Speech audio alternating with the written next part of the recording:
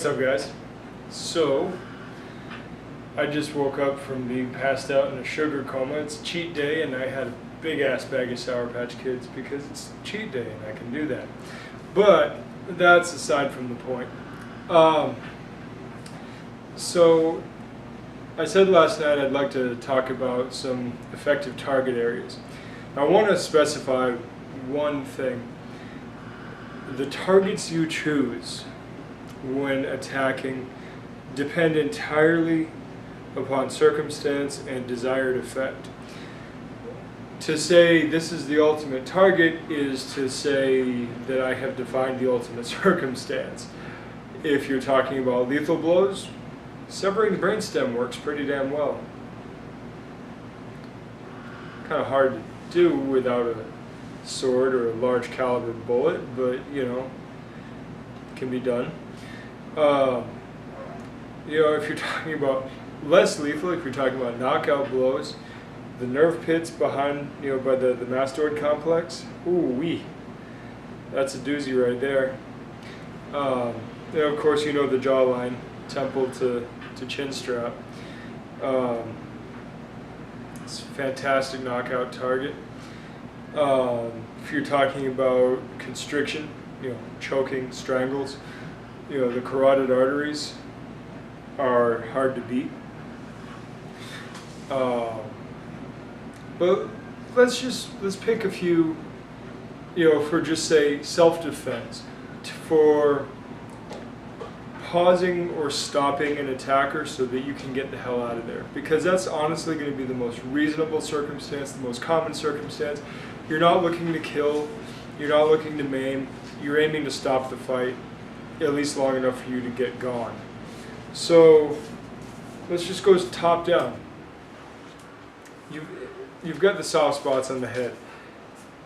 Eyes, nose, and particularly the septum. The jaw is particularly good. The throat is a fantastic target. Once again, the carotid arteries are quite strong of a target. Mastoid complex, if you're aiming for the back, just where the base of the skull meets the atlas and axis, good shock there is pretty damn good. Armpit, if you got nothing else, it's actually pretty tender, and there's some nerve pits that are pretty strong to hit. Of course, solar plexus is a very strong one, and if you can interrupt the diaphragm, which is pretty much what a solar plexus strike is used for, it's pretty powerful. The pelvis. I want you to understand that the pelvis as a target is not about hitting them in the groin. Yes, it hurts to get kicked between the legs, whether you're a guy or a girl. There's a lot of nerves between your legs. But pain is unreliable. Structural alteration is far more secure. So when you attack the pelvis, you're not actually attacking the painful bits, though that's certainly a bonus. What you're attacking is perhaps the cartilage between the, can't remember my anatomy right now, but the cartilage between the two hip bones. If you can damage that, the person's not going to be walking very well for a while. Otherwise, you're talking about folding their hips or folding them at the waist. The pelvis is a generally strong point to strike. I wouldn't necessarily strike the side of it where the iliac, the iliac crest is. I wouldn't really strike those. Those are particularly strong. But then coming around to the back, the lumbar spine is a hugely awesome target, and you could do some serious damage to somebody. So for legal reasons, you may want to be very considerate of where you target, but the lumbar spine is really an excellent target. A little bit above that on either side, you've got the kidneys. Fantastic targets. There's not really much else in the mid and upper back. The floating ribs coming around to the sides, the floating ribs, the ones that do not connect to the sternum, are fragile and break easily. I've got a knobby one because I've got it broken in grappling. Didn't mention the liver. The liver's on the right side, the stomach is on the left. The liver hides the vagus nerve. And the vagus nerve can make somebody black out if you hit it. So, nice liver shot, Boss Rutan's favorite, will definitely cause a lot of pain and interruption and could in fact lead to a body shot blackout, which is a particularly painful form of unconsciousness. Alright, moving on. You notice I'm not really going into pressure points, right? Mainly because I'm not worried about all that fine-tuning stuff. If I can't sledge it with a fist or an elbow or a foot, it's too fine of a point for me. Not saying those things are worthless, I'm just saying it's not my area of expertise or interest. So we went low and then we went high again, so we're going to start going low again.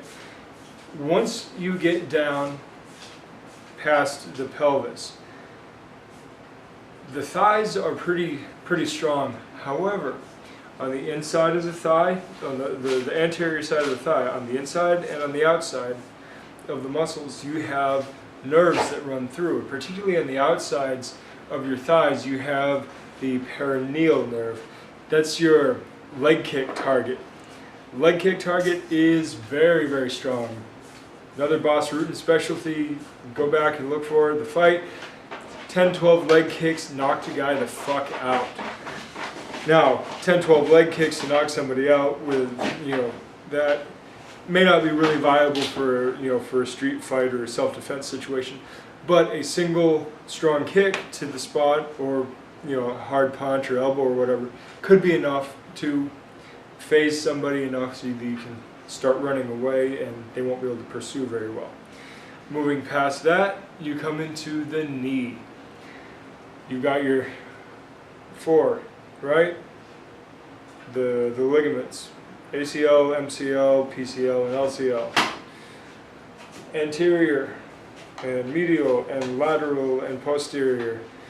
And I don't remember which ones are cruciate and which ones are collateral. I believe, yes, the medial and lateral are the collateral ligaments, and the anterior and posterior are the cruciate ligaments. My dog is going nuts in her kennel. If you can take out the knees, not even damage them, but if you can collapse the knees, it will give you an opening. Use it. Below that, you've got the shins, the calves. Inside the calves, between the heads of the gastrocnemius, are nerve pits, and those nerve pits are not great, but they're something. Particularly good for a figure four lock. If you're using a figure four leg lock in a street fight, you've either got some balls or you got some crazy. Then below that, you've got the Achilles. The front side of the ankle is pretty weak, but there's nothing particularly special about it. The ankles are just weak in general. The Achilles is particularly the best of the targets. Speaking of also, the hamstrings are particularly good targets. There's especially down in the base by the knees, and then of course up where they join with the glutes. Some pretty strong nerve pits in there that you can slam and get some reaction out of. And then of course the small bones in the feet stomp the hell out of people's feet. I swear to you, this is overlooked. You need to be stomping people's feet. It is very useful. The small bones and the toes are very fragile. I didn't mention anything on the arms, so we go from the armpit. The brachial artery is in here, which is pretty bad for slashing and all that. You kill someone pretty bad. Same thing with